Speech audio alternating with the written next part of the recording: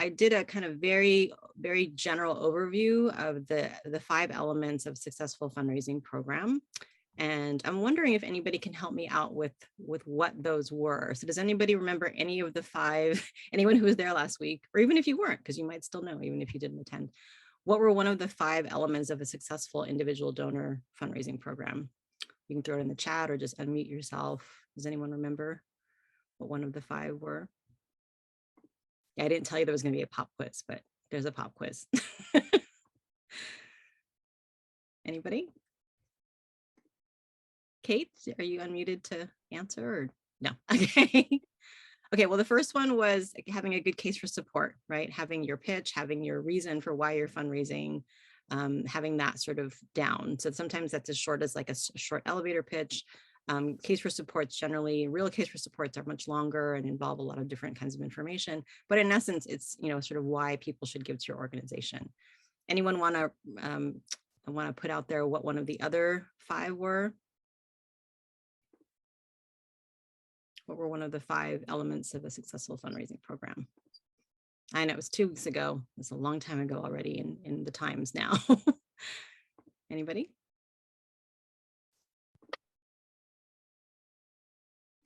Is it in the chat? Nope. Okay, so I'll just go ahead and say all 4. So 1 was case for support.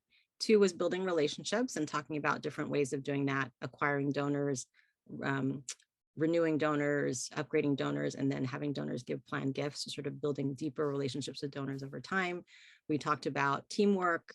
We talked about infrastructure in terms of like databases and staffing. And we also talked about choosing the right strategies for doing individual donor fundraising. So for example, if you're an organization that works with young people, maybe a strategy that you might want to use is something that's online because your base and the people that you're working with are online a lot versus like print, for example.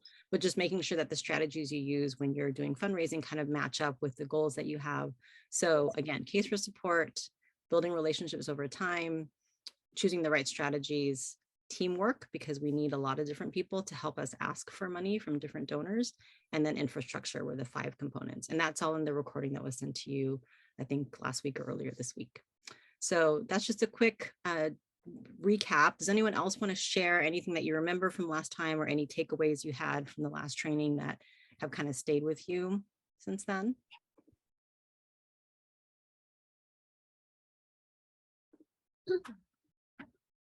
Cassie?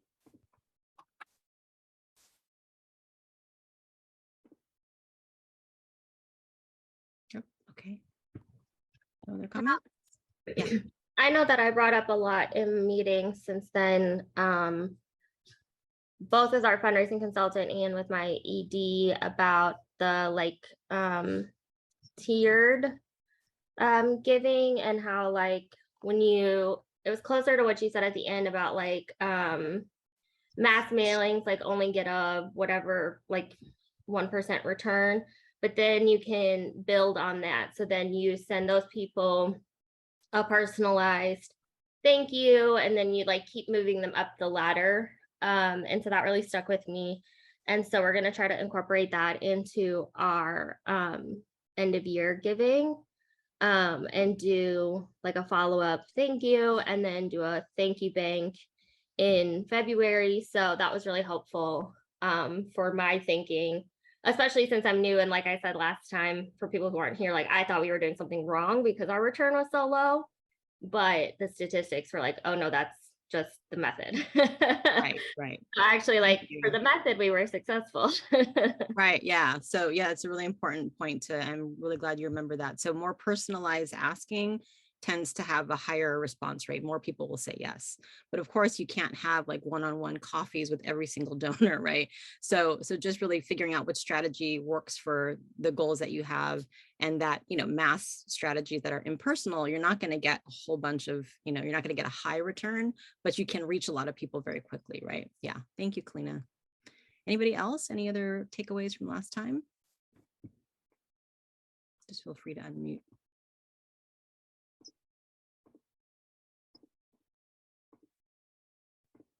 Okay. Well, feel free to also bring stuff from last time into this training today. I'm sure there's going to be a little overlap. And with that, I'm going to go ahead and introduce Wanda Scott, who's our main trainer today. So Wanda has over 2 decades of experience as a fundraising professional, and she's also a certified fundraising executive and a chartered advisor in philanthropy. She's designed and carried out a bunch of major gifts programs for organizations she's worked with, including the East Bay Community Foundation, Pacific School of Religion, and the United Way of Metropolitan Atlanta. And I'll let Wanda also introduce herself a little bit more. And with that, I'll let Wanda take it away. Great. Hello, everyone. Good morning. I think it's good morning to everyone, or at least early afternoon. I am very, very excited to be with you today. Let me go ahead and share my screen with my presentation.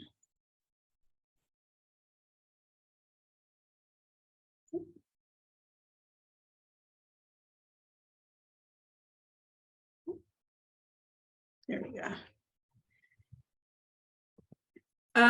So yeah, just as I said, I have decades of experience, which is humbling to think that I've done anything for 20 years. And I'm currently a fundraising consultant. I've been very focused throughout my career, at least the last half of my career, on social justice and equity organizations. In terms of my work, it's really focused on a commitment to success, balance, and wholeness. I think that we can do this work and do it and be whole as people. And I am currently living abroad. I'm in Mexico City at this point of my travel. And so I'm on the land of many indigenous tribes. And the relationship with the indigenous community is somewhat different than ours in the US, but definitely one in which we have to acknowledge the presence, the current presence and the history of indigenous peoples.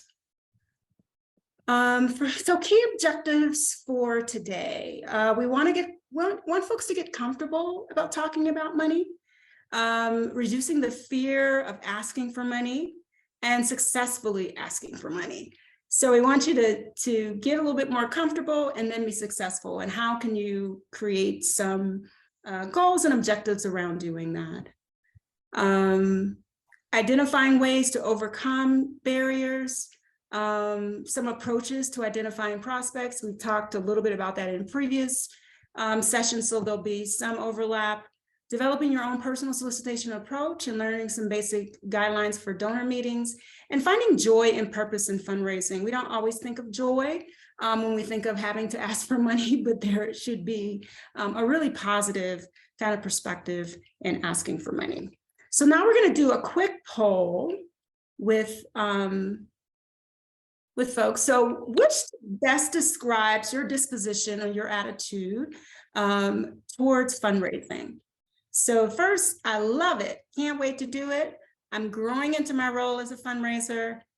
You know, I try to avoid asking for money if possible, or I am terrified of asking for money. No judgment in any of these answers. Go ahead and respond.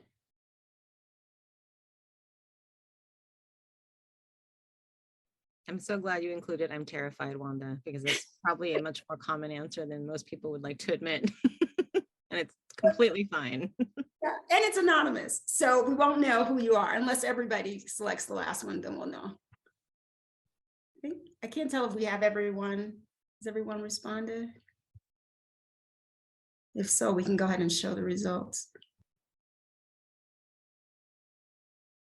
All right, I love it. This is good. A few folks, let's see, over half. I'm growing into my role as a fundraiser. That's wonderful that you're open and embracing it. I'm trying to avoid asking for money. A lot of people do that. They may not be terrified, which a few of you are, but they do try to avoid it. So we're going to talk today how we can kind of remove some of that fear, work on it, identify it, and then be able to be successful at fundraising and do it with some joy. So it's not, okay. Yeah. Here we go. So we're talking about kind of reframing the idea of fundraising, right? So we know the technical definition of it is really the process of seeking financial support, right, for a nonprofit, a cause, or other type of enterprise. And, you know, there's some myths around fundraising that we want to just identify. And, you know, if some of these, you know, resonate with you, put it in the chat, let us know. how you feel about it, but here's some of the myths. That you need to be an extrovert, that you have to be a certain type of personality to be a good fundraiser. You have to have rich friends and connections to be successful. There's a little truth in that, but not fully. It's a myth. There is a secret formula. So somewhere, someone has the equations to how this happened. And some of you are going to want a 20-point list of how you do this. There's some guidelines, but there's no secret formula to this. You have to be aggressive and relentless, and that there's not enough money. Really a scarcity mentality around fundraising. The truth is there isn't a personality type required for being a good fundraiser.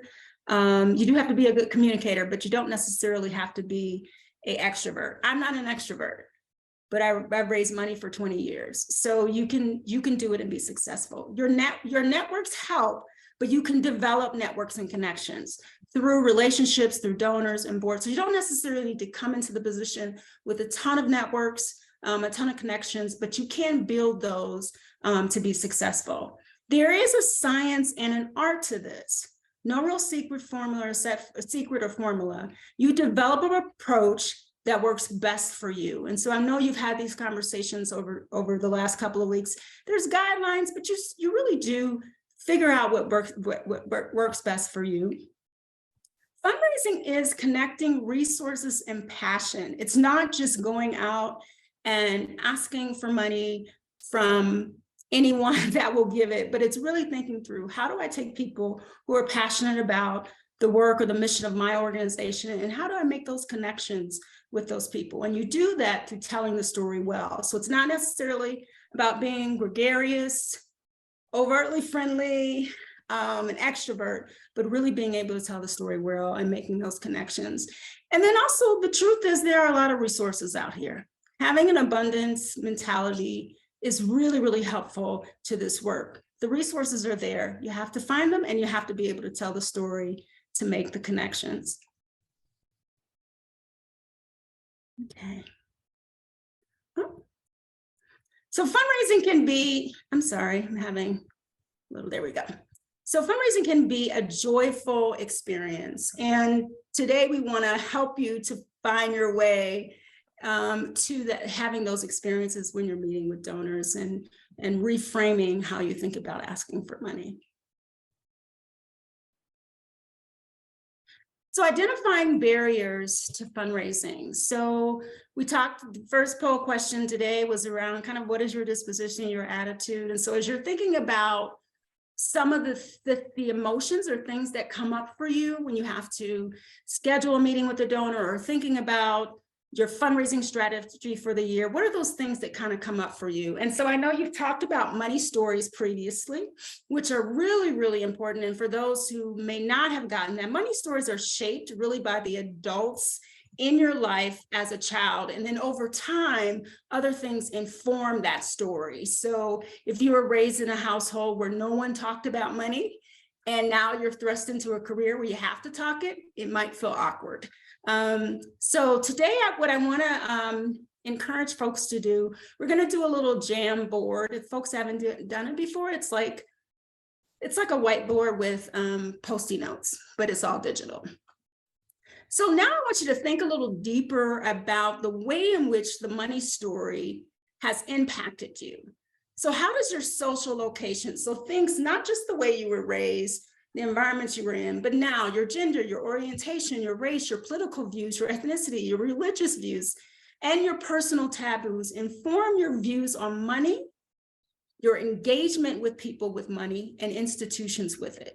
So how do some of these other layers on top of our lives, on top of our identities, those intersections inform the way your money story impacts the work you do in fundraising? So I want you to take a minute, think about that. We'll go ahead and throw up the jam board, and you can get to the link in the chat. Should I pull it up? I guess I should go ahead and pull it up. Or should I have not done that? You're good. That works. I'm good. Okay. All right. So over for those who haven't used it, so here is the sticky note. You can select that, select the color here, put in a message, it's all anonymous. And then when you type your message, put save and it'll show up on the screen. So go ahead and tell me what are some of the overlapping identities or intersections or views or where you are as an adult now that impacts your money story and also the way in which you fundraise. Me as well. Wasn't Catholic, but raised in the church. Fundraising was a way of life. My father was a pastor, so I was very much surrounded by people who were always raising money. Any other folks? This is good. You can do multiple sticky notes. Anyone else want to share the ways in which money has impacted you? Sometimes I think, for folks, I know people who are, 40 years old and they're just now finding out kind of where their parents are financially because they never talked about money. They never talked about salaries. They didn't even share with their parents what they make, what they earn, what they own. And so now the conversations are happening and it's a really big culture shift for them. So those are kind of the ways in which, like, if you're not talking about in your family, what does that mean for you in other places? Growing up, couldn't ask for money, because we had a scarcity mentality. I experienced that as well. Cosign, seeing that plate come by every week, feeling awkward. If you didn't add, that's really good. Riffles in events that my father led. I don't know if that's what that means, riffles. Don't ask for money. Raffles. Okay, got it. Okay. Don't ask for money. That's begging. That's a big one. That's a big one right there. Not wanting to feel like I was begging. Yes. As a woman, I feel strong need to be financially independent. So that could show up in the way of having to ask people. Growing up, couldn't ask for money. Yeah. We're on scarcity, middle class, because now circles of white people interested in redistribute. Great. Yes. So this is opening up a whole nother conversation intergenerationally around money. Figure out how to do with what you have. Yes. So maybe you don't feel that you want to ask more people for your organization because you just kind of grew up with an independent mindset. Interracial immigrant family now and sending money to family outside of the country, aware that reality for other immigrant families, and it's hard to ask. Yes. Yes, that's really good, right? I've known people who are on boards and felt like they couldn't ask the people in their network because they weren't rich, right? They didn't want to be a burden. Family viewed as money as a blessing and bounty, and what we give will come back to us. That's religious too. This idea of sowing and reaping and sowing and reaping. Working at an art museum for a while. By the end of time, I was like 6. That's another thing too. Like if you're not around money, if you're not used to people talking about money in large amounts, and you work for organizations where people have an enormous amount of wealth and access to that, that can be a big culture shift and culture shock as well. I was a poor relative growing up with a lot of hand-me-downs to learn how to ask for things I wanted early on and got resentful when I didn't. That's interesting. Yeah, and how might that show up? Whoever that was that just talked about being a poor relative, growing up with my wealthy cousins, how might that show up when you have to think about asking for individuals for money? Right? Do we make an assumptions about what people can give or not give, or when they can give? These are really good. Any more? If not, we'll move on. Okay. We made a game of it, took to the calculator at the grocery store. We didn't realize it was, so we didn't bound. All right, so this is good. So let's just, as you're thinking about some of these things, there are maybe other ideas as well, or emotions or responses that show up for you. Really think how that's translating when you're sitting in front of a donor. I love to know that there's a culture of giving, supporting causes among my friends now. As a Jew, philanthropy was part of faith. Yes, it's a way that people express their faith. And we should also know that that's happening with our donors as well. So it's not, thinking that you're imposing is not, it's actually, you're giving folks an opportunity to express their values. Okay. So one, I just wanted to connect with some of the stuff folks said at the last training. So Okay. one thing that came up when we did the money stories was around conflict. And Ah. so just want to connect that, like, conflict between, like, within the family, or, because we did the whole, how did a family talk about money? And so, I just want to connect that none of these things are separate. It's not like that conflict was just interpersonal. It was like social, right? There was external factors that made it hard for a family. I don't think the system is set up in a way that makes it easy for us to talk about money. So just wanted to connect what we talked about a couple weeks ago with what's coming up today. Yeah. No, this is great. This is great. And it's one of those things we don't really get any guidebooks or tools of how to do this, right? Unless you're in the church and it's basically relegated to that environment, but anything outside of, we don't. This is good. And so keep thinking on this, because this is going to be good for us as we move into the next section. Okay, so let's talk a little bit about, so all those things that are kind of playing in your head, some of those barriers that show up, sometimes they can show up when you're actually looking at the list of donors. You're not even at the meeting yet, and it's the anxiety is starting to build. So how do we how do we work on removing those barriers? How do we kind of set our focus on doing that? And I think one is, Rhonda just talked about this, identifying the aspects of your money story that you need to reshape. This is not etched in stone. You don't have to continue to have these kind of emotions or feelings or attitudes towards fundraising or asking for money.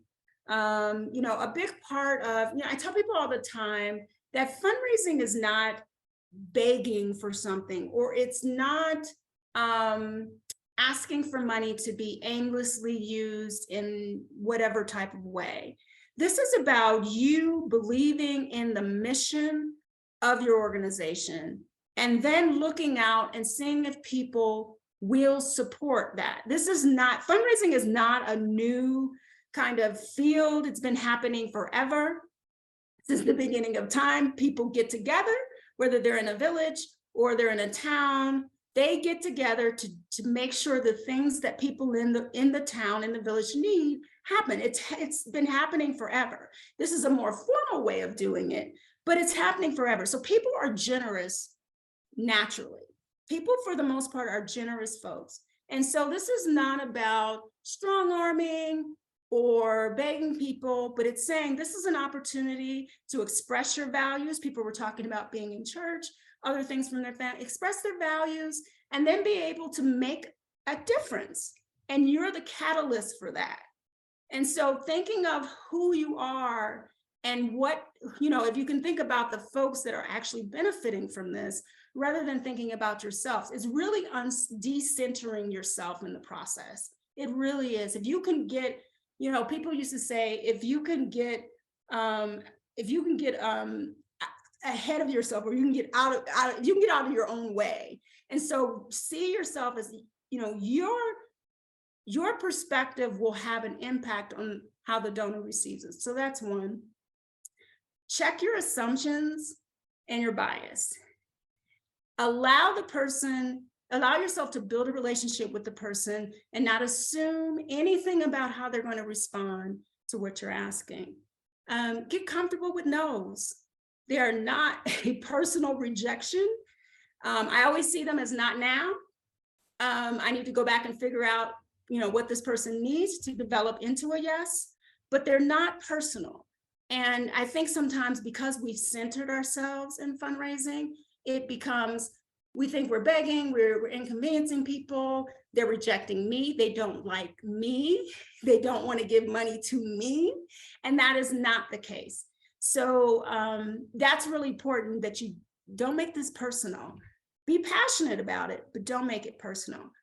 If you're prepared, you're going to be more comfortable.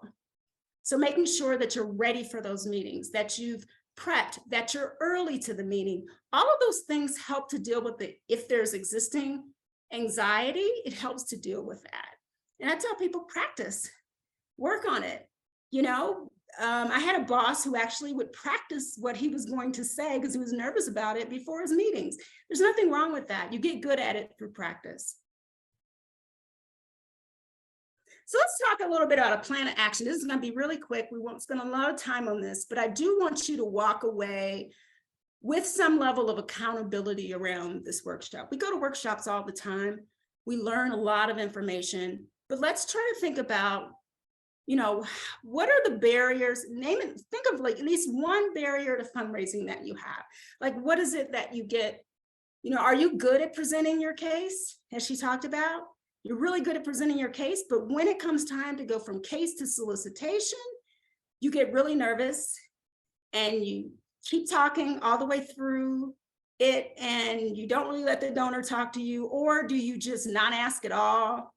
Or you unask, which is a phenomena where you say $5,000, the person says nothing, then you say, well, you can give $2,500. And by then you've told them to give $50. So what are you doing? What is one of the things that you do?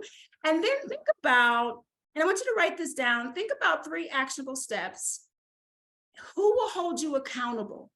So who could you, maybe there's someone in this training you connected with, maybe it's someone at your organization.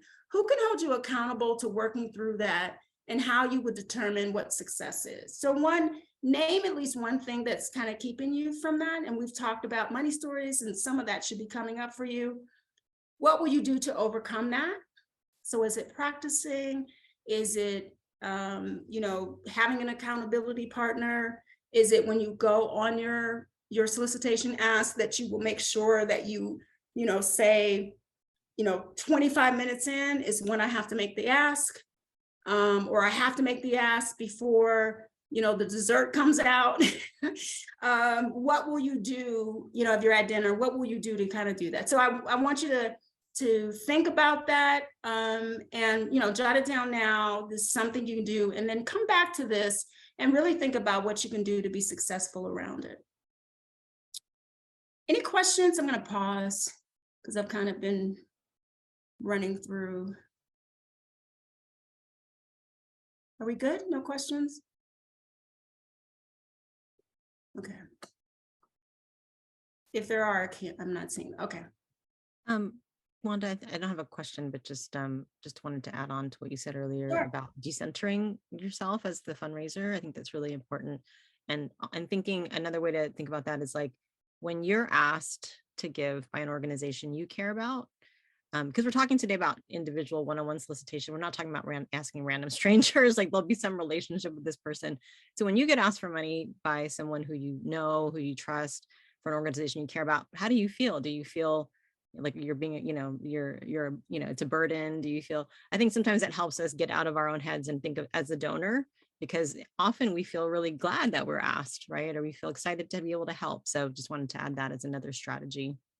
No, that's a great point. Yeah. Yeah, normally you don't feel negative at all when someone asks for money. Like there's no negative kind of response, and because it's a great organization. You know, there's over 1 million nonprofits, and most have great missions. I mean, they're just doing really good work. So no, it's a great point, Rona.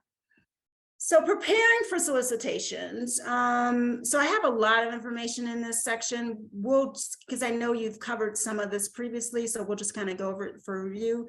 Please, if you have, my computer's doing its own thing.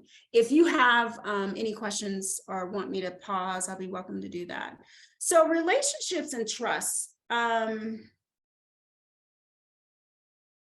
think, you know, we talked about earlier around myths, like you don't have to be this like gregarious person, extroverted, but you do have to be authentic and you do have to be trustworthy. And people, you know, people give to people. I mean, the mission is great, but when they're sitting across from you, they're going to give that because they trust what you're saying. You know, if they didn't have a history with the organization, or they did, it was based on trust. The actual relationship between a donor and an organization is trust, right? They are putting the trust in this public organization that they will do with the money that they say they do. So it's really important to think about the donor as more than a donor ID, more than money, but this is an individual with a life, with a philanthropic life beyond your organization, with interests, with passions, and all of that. And I think showing up to those donor meetings, being authentic, and really wanting to know, what is the individual's passion, and how do I make sure there's a connection there? How do I get the individual to deepen the relationship with us, but also how do we make sure that we're doing the things that we, our mission, our call to do?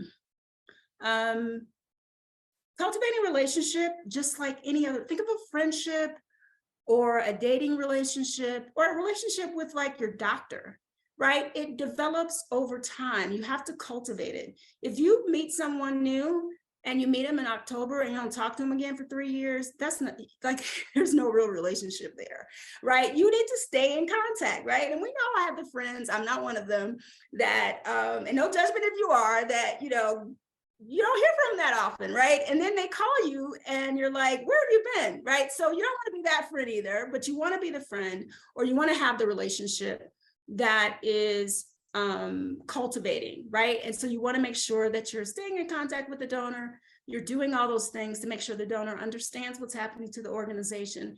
Their communication with you should be beyond just solicitation. So that's really important.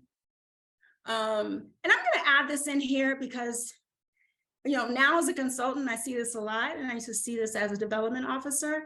Make sure that you're documenting what you talk about with your donors. And this is really great in terms of continuity. So if I meet with Carolyn, and we have a great conversation, and, I come back to the office and I get busy and I forget to put the information in there. And she's told me some vital things. Next year, if I quit or move to another position, the replacement comes in and now they don't know anything about what's happened with Carolyn.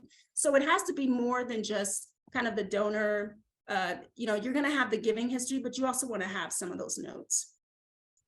So really quickly, some of the fundamentals to developing a strategy and really preparing yourself for solicitation meetings is that you've done all this kind of preliminary work, right? Identifying the prospects, and those can be existing, they should be existing donors and also new donors, creating that list, researching the list. So you can do that, depending on the budget of your organization, you may Google. Donor Search Net has some ways to find out the history, or you can use a more complex research company that will do that information for you. Understanding LAI, which is linkage, affinity, and interest. We'll talk about that, and prioritizing that, creating strategy. And then this donor development, which kind of ties back into relationship building, right? How are you cultivating that donor over time? How are you staying in contact? And I don't know if this has probably been mentioned previously, but major gifts generally it's $5,000 or above, but it just depends on the organization. Some organizations it's less, some it's a lot more. But when we're asking for people for these larger gifts, we're not talking about $100 gift or $500. We're talking about gifts that are at least at this amount or above.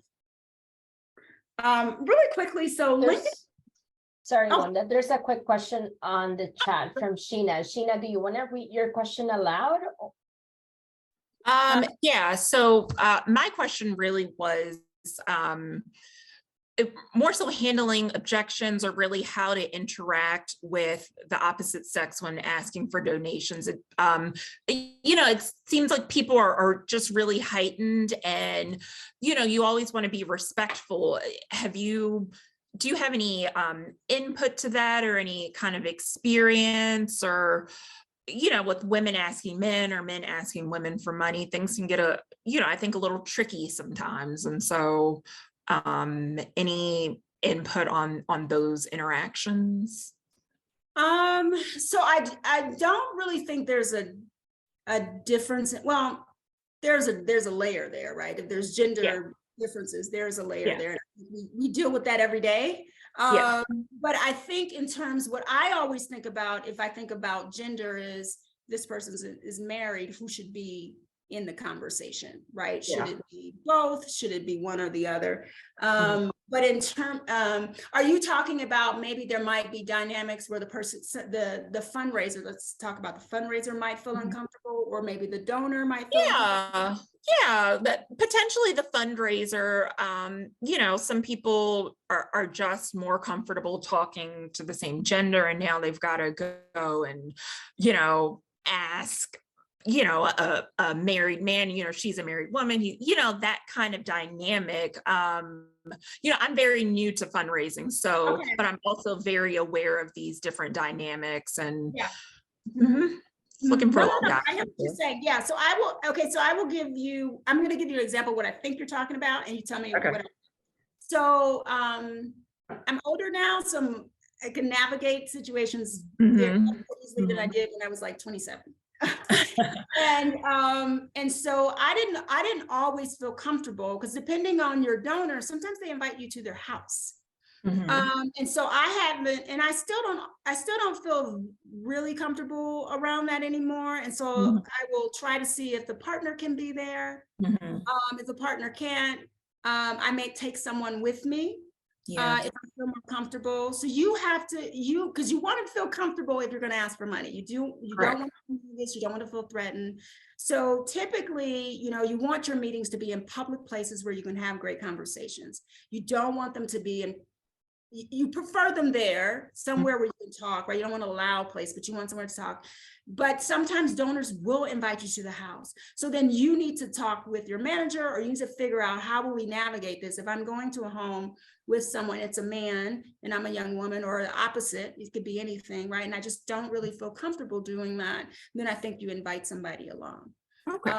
But you need to kind of work that out. But no, that's a really great question, because sometimes we have experiences that inform the way we think about these types of conversations, right? Which is a part, you know, which intersects, right, with these money Yeah. stories. So no, Yeah. I think it's a great question. And I think young women, because young women have had a lot of experience, as a woman fundraiser, I've had experiences with Yeah.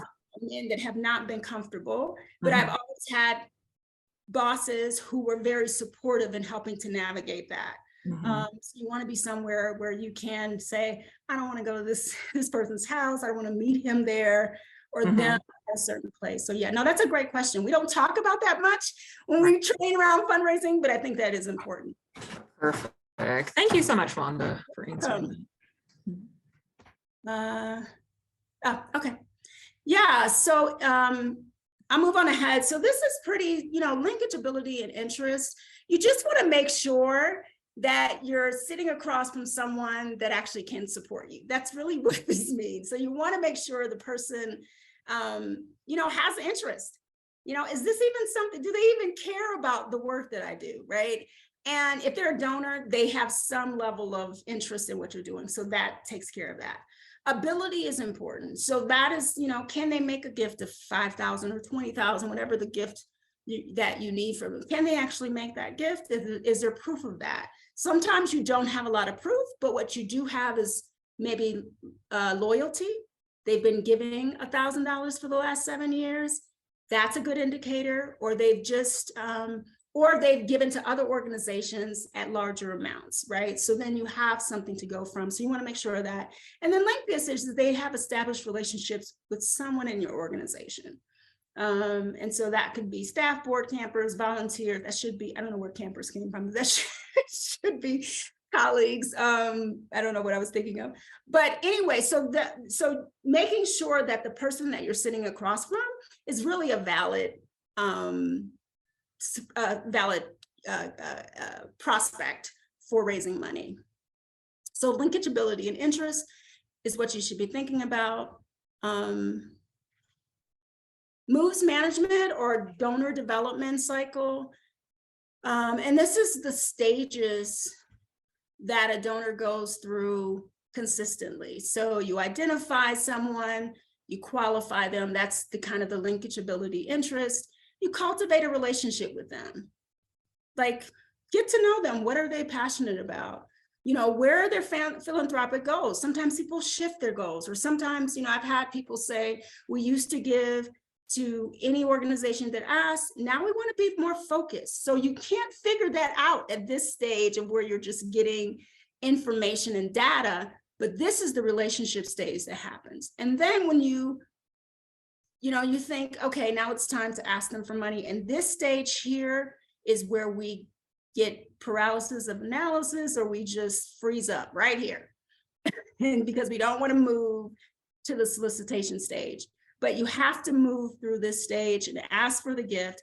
And then you're stewarding that person. And that's the relationship building, making sure that you know, all the stewardship things. So donor acknowledgement, reporting, all of that needs to happen. And then you're constantly going back through and saying, is this the time now to ask them for another larger gift, right? Outside of their annual gift. So this is kind of the basic stages in which an individual will go through as a donor. So you identify them, you qualify them, you cultivate the relationship, solicit, ask for the gift, and then maintain that relationship through good faith and trust. There's a question in the chat about when and how you figure out, or when you figure out LAI. Someone asked if it was before you meet with the donor, during the meeting. And I think that's also a qualifying process as well, right? Yeah, it's both. I think you want to have a good idea. You shouldn't have the meeting if you don't have a good idea that they're actually going to be interested in supporting it and they have the money.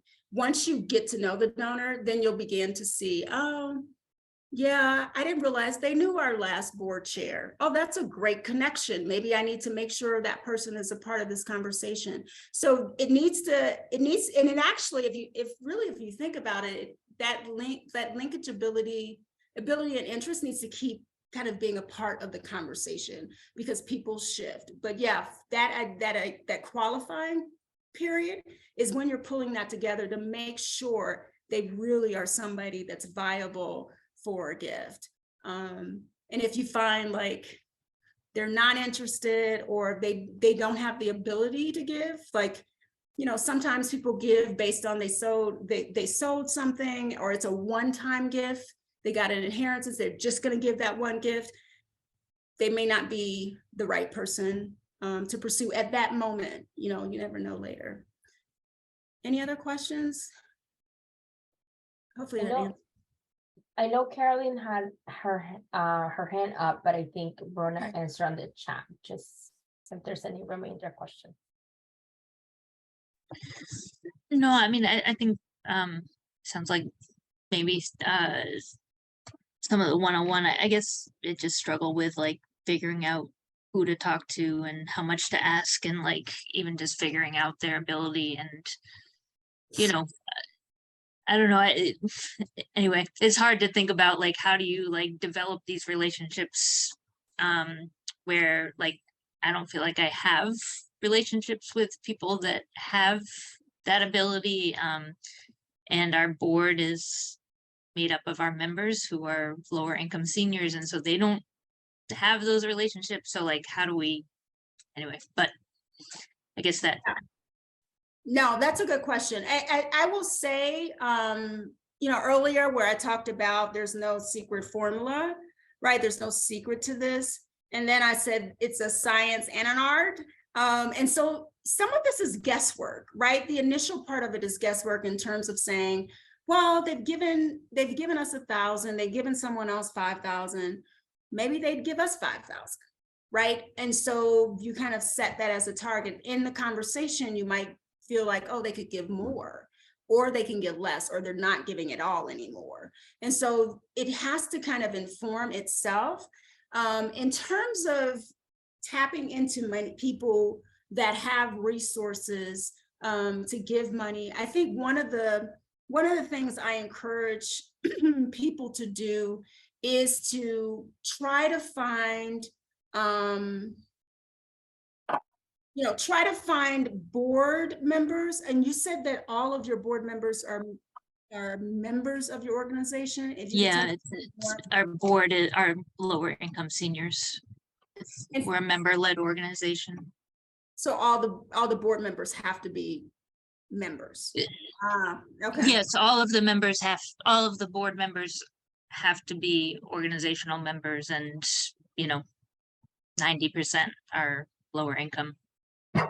Okay, and so that 10%, have you worked with them to try and do some relationship mapping? Because that's also a great kind of way. Who do they know? What are the people? What Yeah, is- but that 10%, I mean, are maybe not lower income in our world, but probably in other people's world. Like, so lower income for us would be like under 25,000 a year at, you know, and many under that. So over $30,000 a year is not lower income to us. So Mhm. they don't necessarily have those relationships either, but Right, yeah.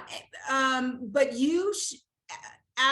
you the executive director or development director? executive director. Executive director. So are you aware of people in your community that support causes like yours? Somewhat, yeah. I mean, some people, you know, certainly some people. Okay. Limited, I mean, yes, and maybe that's part of figuring out how to identify and how to even begin to ask, like, I don't, and that's was my question, like, how do you even figure out who has the ability? Yeah. Rona, you have your hand up. Are you wanting to? Yeah, I just think so. So one, I feel like there's like when we say major gift, that can mean different things in different organizations. So for you all, maybe a major gift is $500 or $100, right? So for example, I worked with the board once that the board and the development director never defined what a major gift was. And so the board was like, we don't know anybody with money. And the development director was like, I know they know people with money. And all I had to ask them as a consultant was, what do you define as a major gift? And for them, it was 10,000. This was a different kind of organization. And the board was like, oh yeah, I know people who can give 10,000. So I think sort of defining for yourselves what major gift is. And the way I usually tend to define it is like, what capacity do you have? How many people can you cultivate as major donors? Maybe that's only 10 or 20 people. And if you have donors now, what are the top 10 or 20 people, you know, who maybe give 100 now? And if people are giving 100 now without a lot of work, they probably can give you 250 or 500 later on, right? So don't think that major gift means like thousands of dollars and know that you're going to build. And once you get more major donors, they also can ask other people to give. So yeah, so I just want to introduce that as a possible solution. It's not, we're not just talking about millionaires here, right? It's a range of people who can give larger gifts. And I would also say, thanks for that, Rona. I would also say, Carolyn,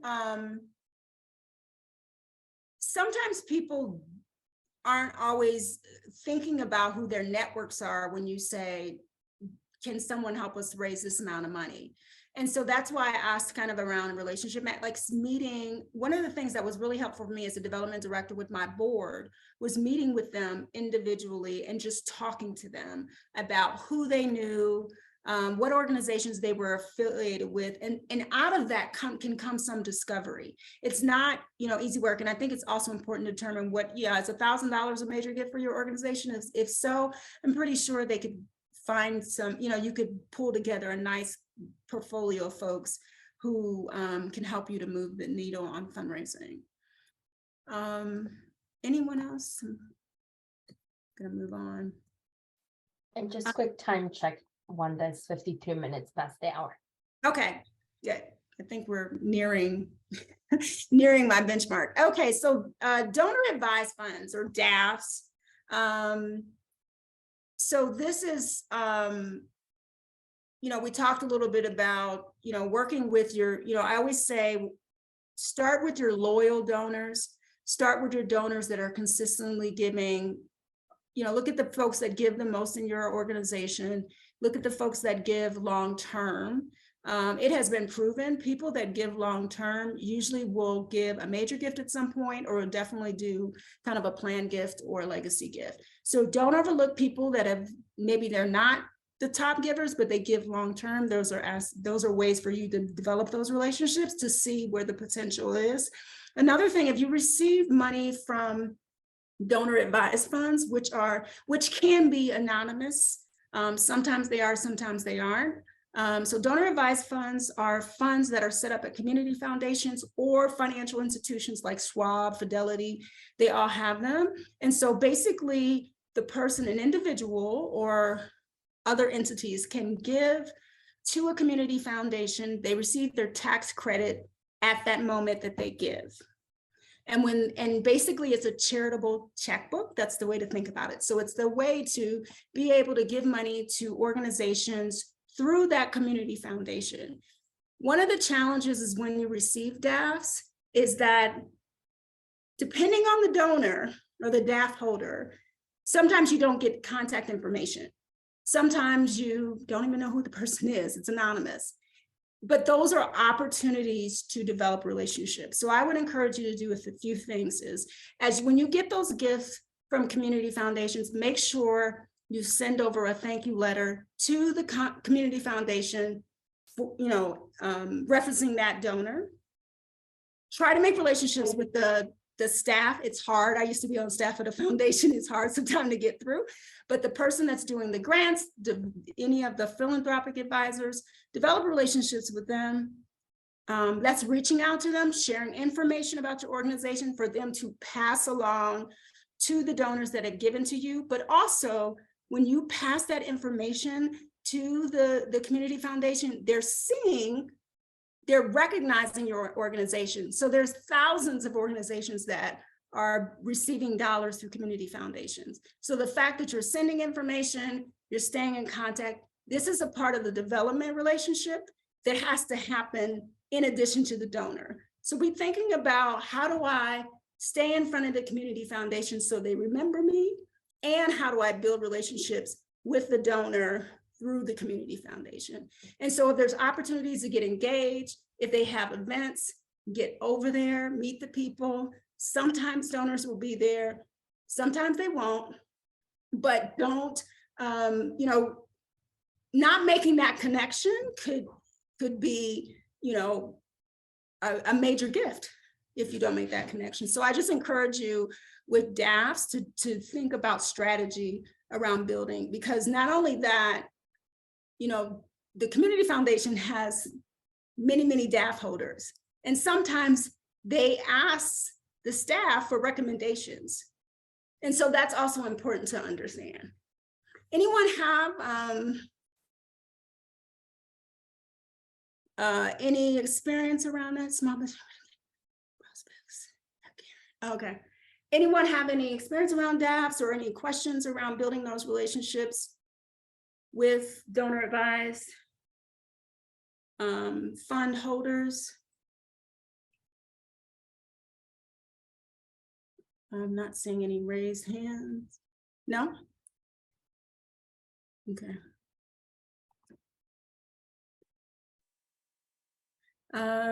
Okay, we just got a few more minutes. I'm going to try to get through this section and then we're going to take a break because we've been talking for a while. So donor meetings. So you figured out, okay, here's my list of folks. Here's my list of folks that I think will be great prospects for major gifts, however you define that. And now I need to move forward. So I have a list of, I've done some qualification, linkage, ability and interest. I know, what it is I want to fundraise for. And so now I need to figure out kind of the logistics of that. I will tell you that donor meetings should occur on a regular basis. So, there should be ongoing meetings throughout the year.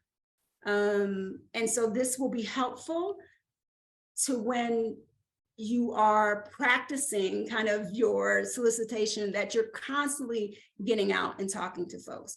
And I think I may have had a poll here that I'm just skipping over, but I'm going to skip over just for time because we're running a little bit behind. But, sometimes folks are only meeting once a month with a donor. Sometimes they're meeting quarterly. You should be meeting every month, all month long with donors as much as you can.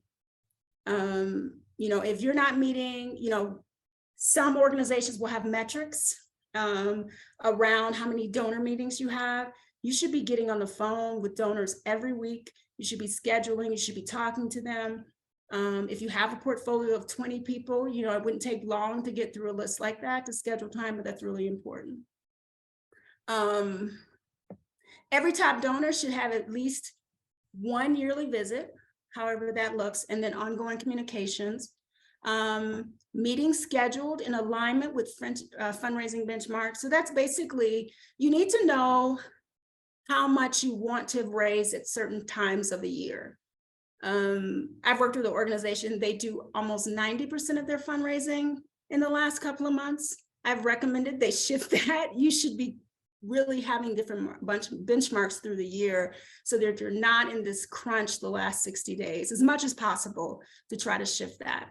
Donor meetings should include organizational partners where appropriate. So that means it may be a board member, it may be a program staff person, but think about, how do I enrich this visit for the donor? How do I deepen their understanding as well? Yeah, I didn't mean to skip the polls, but I unfortunately did. But no, I think it'll be fine. We'll move on. And another thing, like, donors should know the purpose of the meeting. So, if you invite a donor to give, if you're inviting a donor to meet and the meeting is going to be specifically about a program that you want them to support, mention that.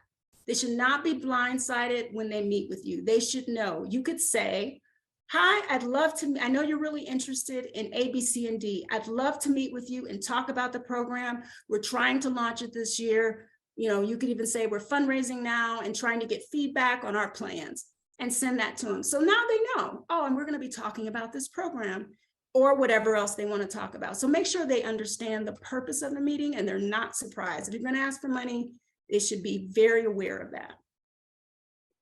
Think about the story you'll share and the impact. Set goals and objectives for the meeting. So know what you're going to ask, know what you want to accomplish, do the research as much as possible, know the giving history. The worst thing is to get there and a donor said, and you ask the donor for something and they say, well, didn't I do that last year? And you have no idea. So sometimes I even come with a lifetime giving history, especially if they've given like 5 years or more, just to show them, we thank you for your gift. This is what you've given, because people don't keep track of that sometimes they do, but know their history if possible. Have a strategy. And like I said, no surprises. Yeah, okay, so we'll do this and then we'll take a 5-minute break. So in-person meetings, now in the midst of we're still in COVID, although we're kind of far removed from the initial days. Some people are still not comfortable meeting in person. I think it is the preferred meeting style, if you can, is to meet with people in person. Pick a place that is conducive for conversations. So, a lot of times you'll ask the donor to pick the place.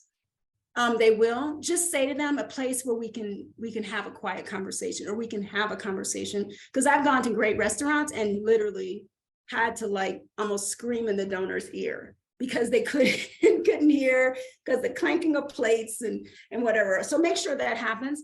Invite the spouse or key individuals. Materials and takeaways always have, and I always confirm. This doesn't happen as much as it used to when I first started fundraising. Make sure you confirm with people.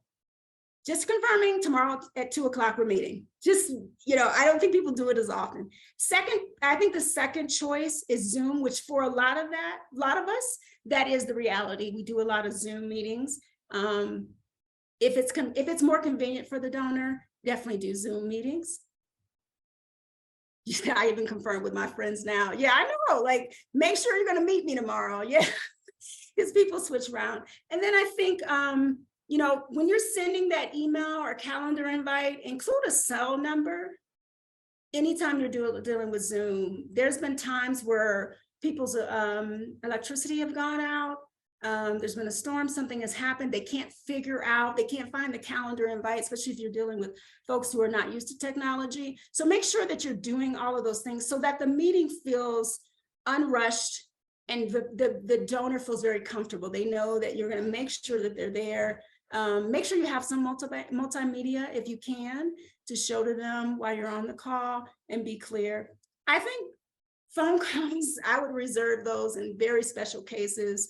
For long-standing donors, I would not recommend phone calls, but only if that is like the only option. But I would really encourage, you want face-to-face to be able to pick up on nonverbals that happen in communications as well. So any other questions? We're going to take a break, just about 5 minutes. All right, everyone. Hopefully everyone's back. I can't do the kindergarten song, the thing that teachers do to make sure. Sure you can. I don't know what that is. So I'm like, what is that? I'm curious. Yeah, it's like now I heard it in my head and now I can't, you asked for it and I can't hear it. But yeah, I think people who had kids or around kids, it's da da da da da, and they make the people clap to the beat. And then when everybody is clapping, then you know everybody's back. But A little harder to do on Zoom. yeah, the harder on Zoom, can't do it. All right, well, we're gonna jump right in because I want to make sure we have enough time for the ask. I'm gonna, you've talked about case for support previously.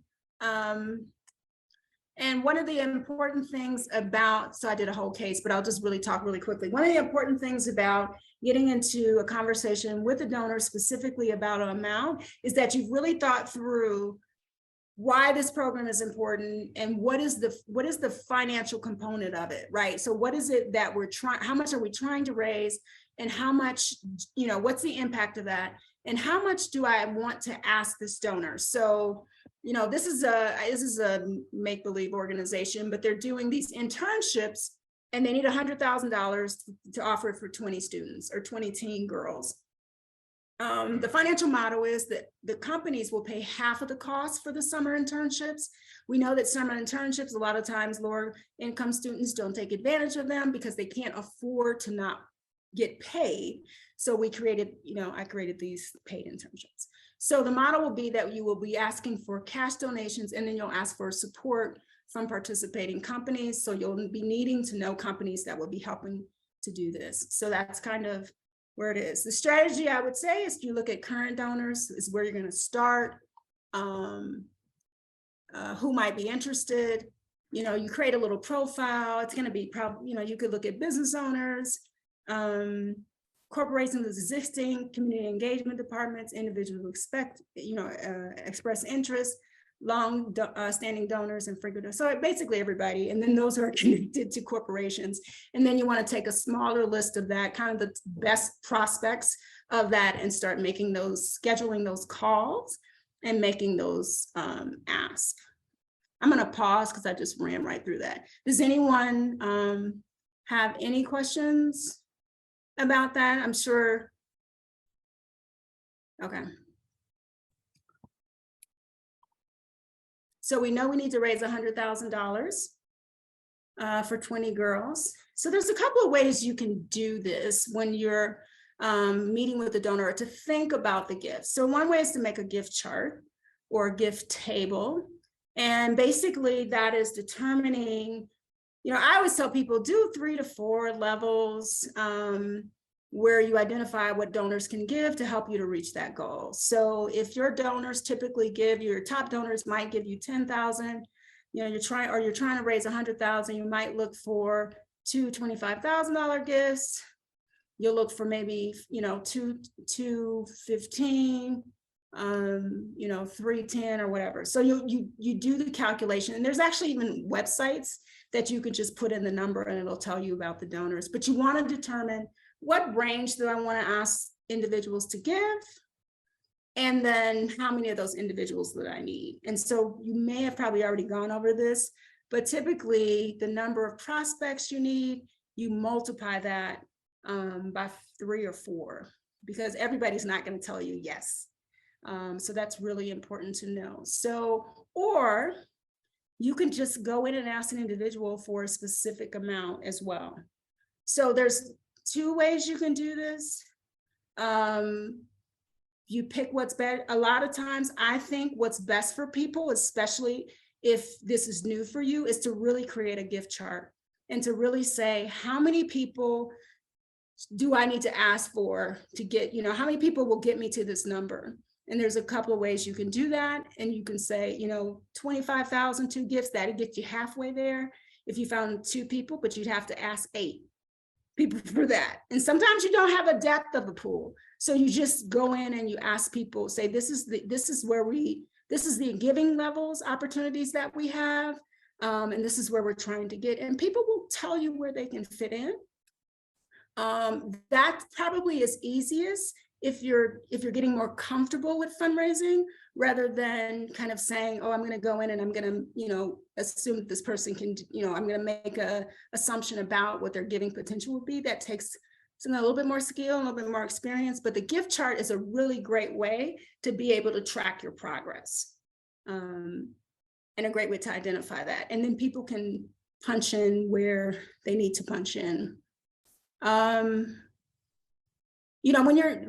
think I've said this more than once about, sharing the new program idea, the materials, make sure you have leave behinds. People should have something to go off of after these meetings. So know what you're going to ask, know the amounts, or, know what you need, have the gift chart where you indicate the levels, and then go in there and be prepared to make the case for what you need. Any questions? I'm going to pause right there. Very good. Jennifer, it gives potential donors ideas about how much is an appropriate amount to give. Great. If you're not familiar with it, please ask you to share this important resource with you. Sorry, yeah, I didn't know if we had covered gift charts before, but anyway, yeah, you can go on, you can Google it, and you will see that the different levels are in there for you to be able to plug in your numbers.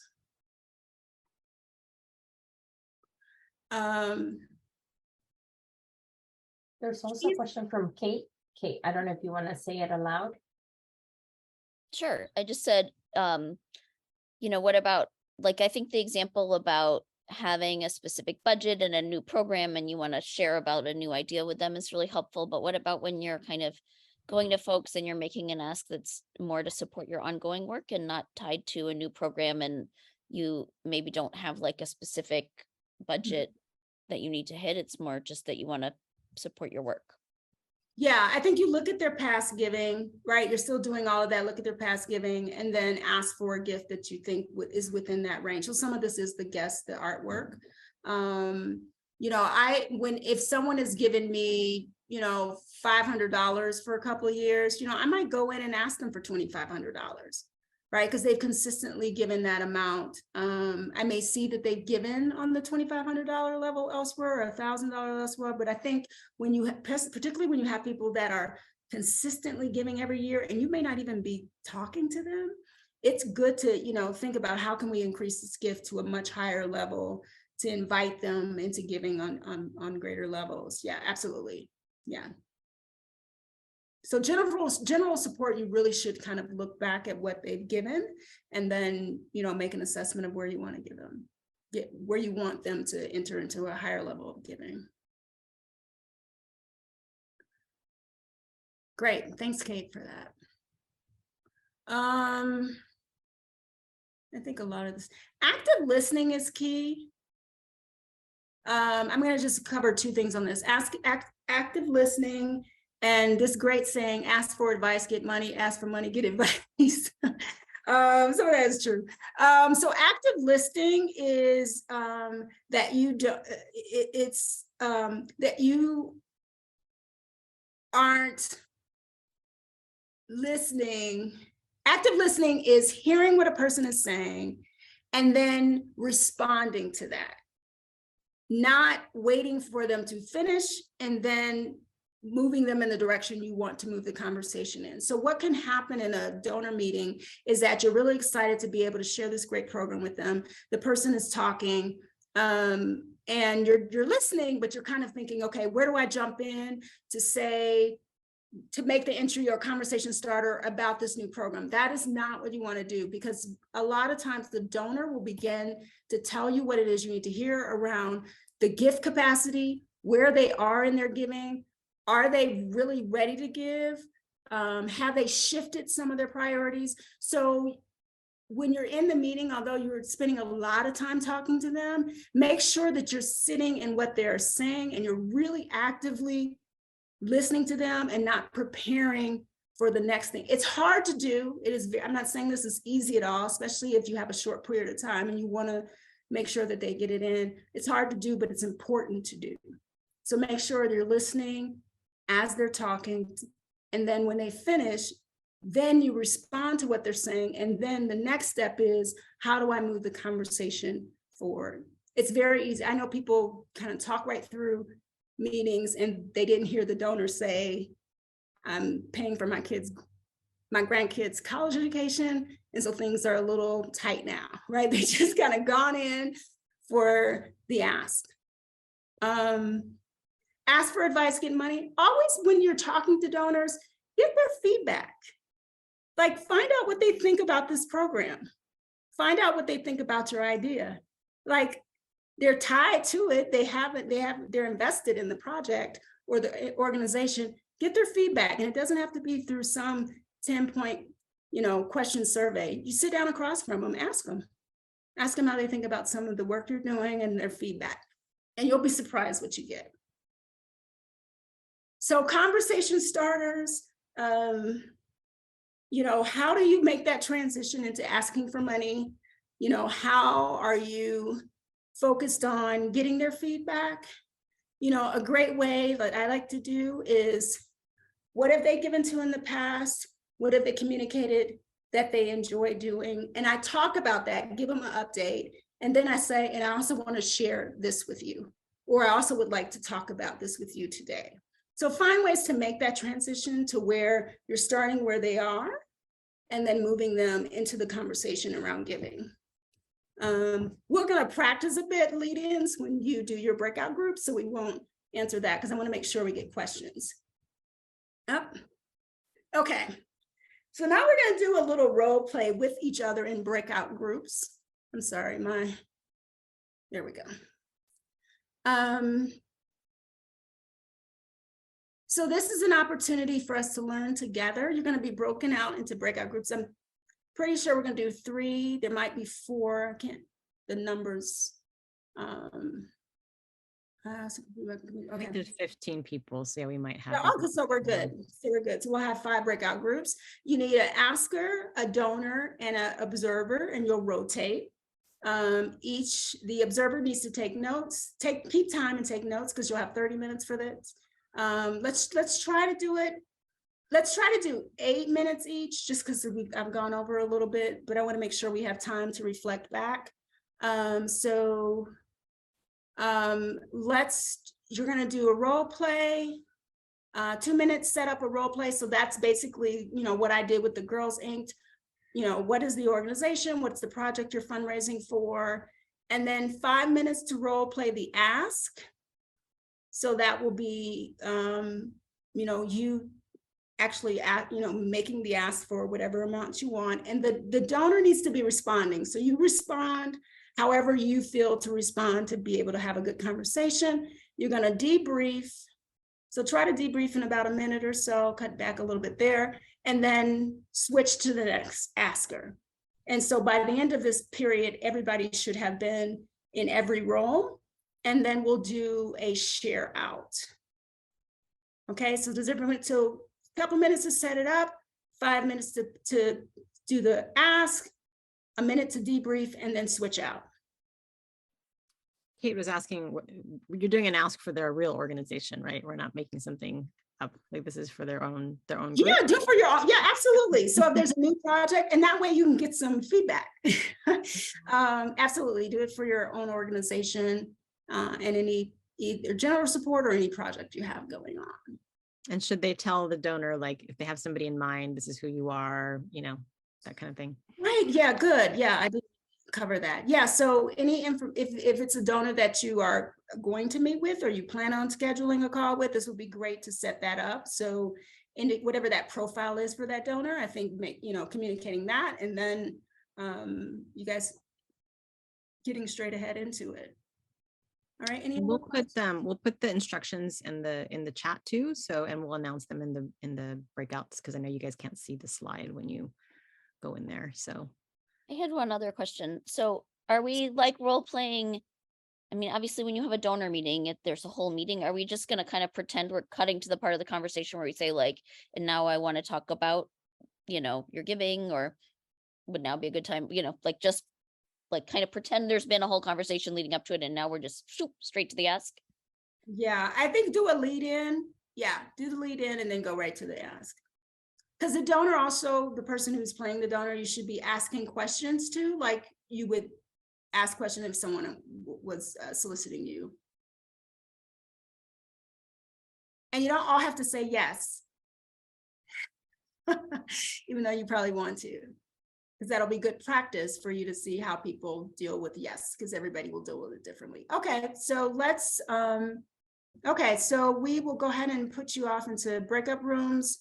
We'll give you alerts. We'll try to pop in a few times to check in and see how everything is going over the next 25 minutes. All right, good luck, everyone. Have fun. Here we go. Folks are coming back.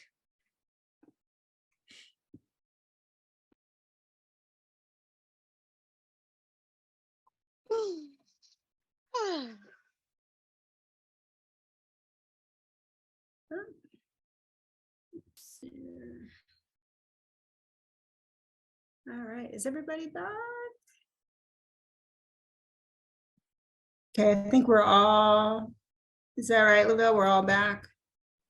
Like this? Yes.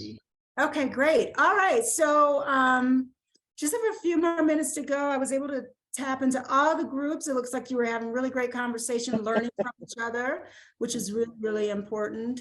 Would one or two groups, one from at least two different groups, want to just share anything that they felt that was really impactful, something that was really helpful to them in terms of their conversation? I know one group, there was one person that had more experience and so was really helping them to understand how fundraising has happened within that sector. But anyone else, anyone who wants to share any lessons learned or discovery? I would say because this is Brenda. Our three people, the three of us were so diverse in what we do. We're talking about a think tank, and we're talking about Alex with his democracy project, and me being a community-based worker. I think we all were very diverse in what we were doing in our communities, and I really appreciated that because I appreciate it because they were able to, some of the things I just didn't know were available, like their projects. So I really appreciated the education. And the other thing was we all struggle for sustainability. We all struggle for sustainability. Yeah, I think we all do. Yeah. Yeah. So, yeah, we all have that in common. No, that's great that you were able to learn. I think, that's kind of an added benefit of this, right? You can learn more about the field and more about the work you're doing. Anyone else that wants to share? Is there a hand up? Because I can't see. No? I guess No? I can go ahead and share, just as an observer, working with both Kate and Debbie and learning about their organizations and their specific needs, both of them being centered in Oregon, and then myself and our organization, Michelin, Michigan, just seeing their interactions and their ability, to make those connections as well as find a common ground in those asks, as well as the work that they're doing, kind of really help them shape their comfort level and ability to work with each other in those asks, and just led to a very fruitful conversation. And I just felt like that growth and that energy there. So it was it was an honor to be able to observe that and then just to provide my feedback too. And I see them having success in their upcoming asks as they move forward. Great, wonderful. That's great. Great. All right, we're gonna Go. I'm sorry. Let's see. So really quickly, after the meeting, there's follow-up, and follow-up is really critical. So when you think about an immediate thank you note, make sure that you're following up on those outstanding requests. Get that, if they ask for a proposal, something written, getting that to them ASAP. offer other conversations, and make sure that you're keeping the notes in the database, wherever that is. Immediately in the database, but it's really, really critical and important. And this is the way you build the trust of that donor and also cultivate that relationship. All right. And yeah, so today, hopefully you're able to get a little bit more comfortable talking about money.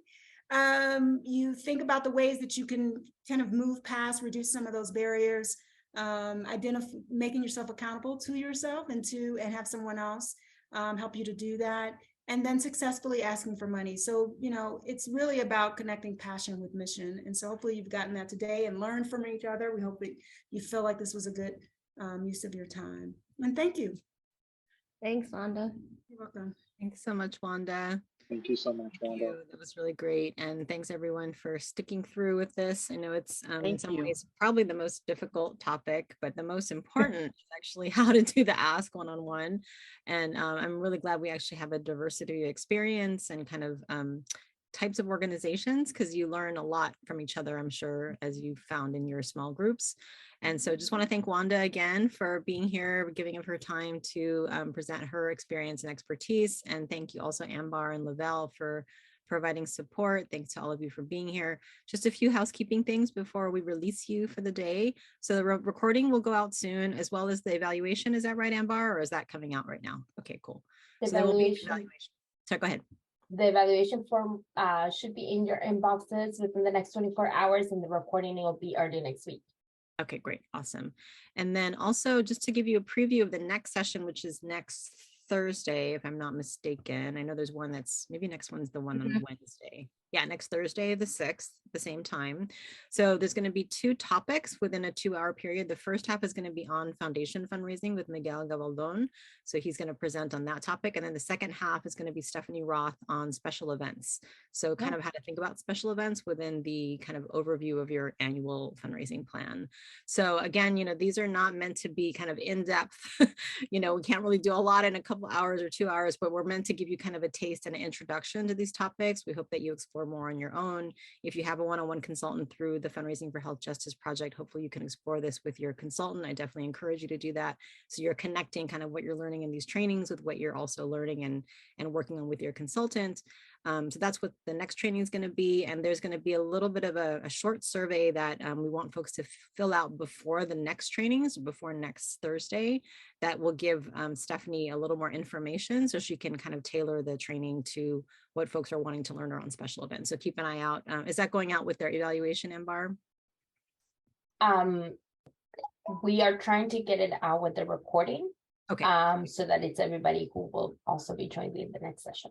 Okay, awesome. So there'll be evaluation within the next 24 hours and the recording early next week with a quick survey, just like 3 questions about special events.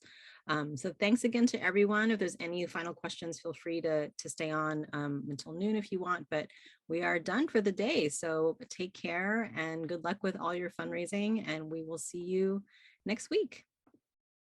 Thank you. Take care, everybody. Bye. Thank you. Take care. Be safe. So I do have one question about thank you notes. We send more of like what we consider a tax document to funders, like individual donors. That's a typed thank you note. It says like, no goods and service or whatever at the bottom, and then I hand sign it. But I was wondering, like, one, if that is like legally what you have to do, because we don't do like a follow-up at the end of the year, like here's your giving for tax purposes.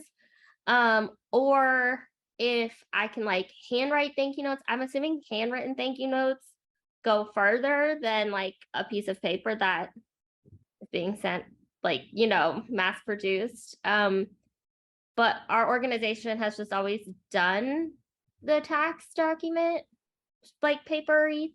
So I was just wondering, in your opinion, like what you would do. Yeah, so the receipt or the gift acknowledgement is required. So that should go out, automatically. It can go out. A thank you note is a different thing. So sometimes organizations is just as dependent. Sometimes for the, if we're printing it out and it's not online, because online donors is different, but if it's somebody sent a Right. check, we print it out. Sometimes we'll, the letter itself will have kind of, we would do them every, like, maybe every 6 months, we would write, if there's something new going on, there'd be a recap in there. Thank you for your gift, whatever, and all of that. And then a little note, someone writes their name and maybe a little note. Thank you so much, Kalina. It's great seeing you last week at that event. Right. Yeah. And then I like to, for my donors that I have a close relationship with, I actually will write them a thank you note. Okay. In addition to that tax acknowledgement, but that tax acknowledgement has to go out, and it Okay. should go out within 24 to 48 hours. So that should happen very quickly. For donor meetings, you want to do a thank you, but that could be an email. It does, Okay. Okay. For older donors, sometimes I send a note card just because I know they appreciate it. Yeah. Okay. Mhm. Okay. Awesome. Thank you so much. That was really helpful. Good. Okay. Thank you. See y'all next week. Okay, see ya. Bye.